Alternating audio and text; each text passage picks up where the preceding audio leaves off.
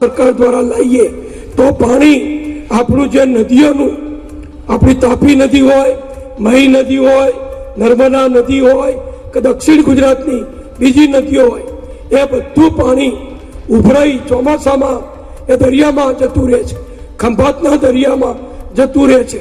એ ખંભાતના દરિયામાં એક વિશાળ ડેમ, એવડો મોટો ડેમ બનાવવાનો કે છેક ખંભાતથી માંડી અને ભાવનગર સુધી એક મોટો વિશાળ ડેમ બને.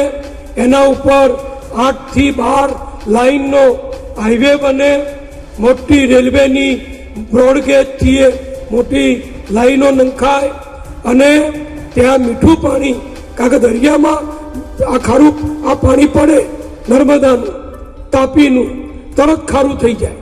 પણ એ ખારું પાણી દરિયાથી દૂર રાખવાનું, એક મોટો વિશાળ પાવો બનાવવાનું, ત્યાં જળ મથક બનાવવાનું, વીજળી ઉત્પન્ન કરવાની અને એ વિશાળ સરોવર કેવડું બનશે? લગભગ મહેસાણા જિલ્લાની જમીન કરતાં પણ મોટું, આખા મહેસાણા જિલ્લા એવડું કલ્પસર બનાવવાનું કામ કાગળો ઉપર આપણું પ્લાનિંગ તૈયાર છે.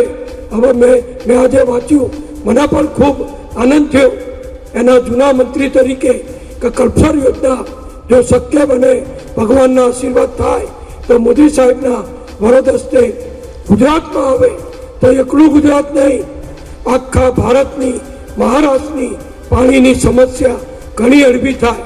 અને અત્યારે સુરતથી ભાવનગર જઈએ છીએ, એ જે રસ્તો છે એ રસ્તો ફક્ત 25% થઈ જાય એટલું મોટું કામ જે કરવાનું છે. આવું બધું જ્યારે આપણી સરકાર કરતી હોય ત્યારે મને આનંદ છે કે આપણી નગરપાલિકાઓ, તાલુકા પંચાયત, જિલ્લા પંચાયત, મહાનગરપાલિકા આ મોદી સાહેબને બળ પૂરું પાડે છે. સમજી લેજો તમે, અમારે કોઈ સત્તા મારે હવે લેવાની નથી. પણ કડીમાં ભાજપની નગરપાલિકા થાય, કડી તાલુકા પંચાયત, જિલ્લા પંચાયત ભાજપની બને, મહેસાણા કોર્પોરેશન ભાજપનું બને, તો આપણને બધાને કામ કરવાનો ઉત્સાહ થાય.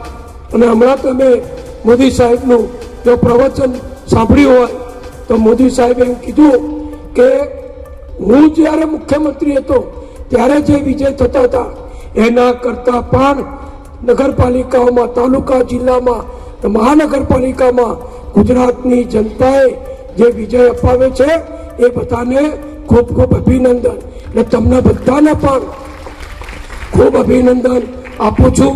એટલે ફક્ત બધાને કહીશ કે મીઠું મીઠું બોલતા નહીં, કામ પણ કરજો, સમય પણ આપજો, ભોગ પણ આપજો અને ખાલી દેખાવ ના કરતા.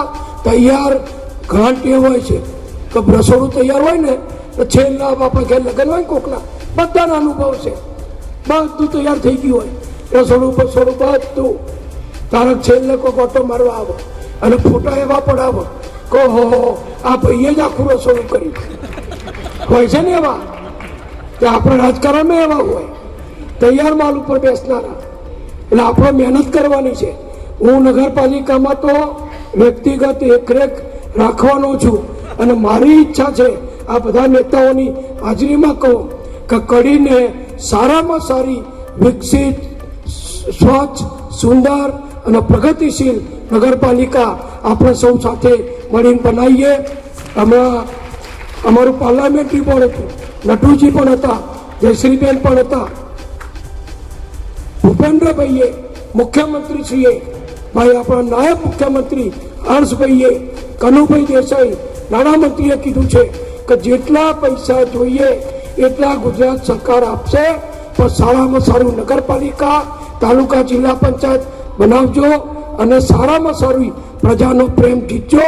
આ 2027ની જે વિધાનસભા ચૂંટણી આવવાની છે એના બીજ તમે બધાએ રોપી દીધા છે, પણ એના ફળ કોઈ વગર મહેનતે આપણે ખાવા દેવાના નથી. મહેનત કરો અને આગળ વધો એવી શુભેચ્છા સાથે સર્વનો આભાર. બધા પધાર્યા એ સર્વનો આભાર. અમે તમને આપીશું પળે પળના સમાચાર. જો તમે અમારા નિર્ભય માર્ગ ન્યૂઝ ચેનલને સબસ્ક્રાઇબ કર્યું નથી તો અત્યારે જ નીચે આપેલા આઇકોન બટન પર ક્લિક કરીને સબસ્ક્રાઇબ કરો અને શેર કરવાનું ભૂલશો નહીં.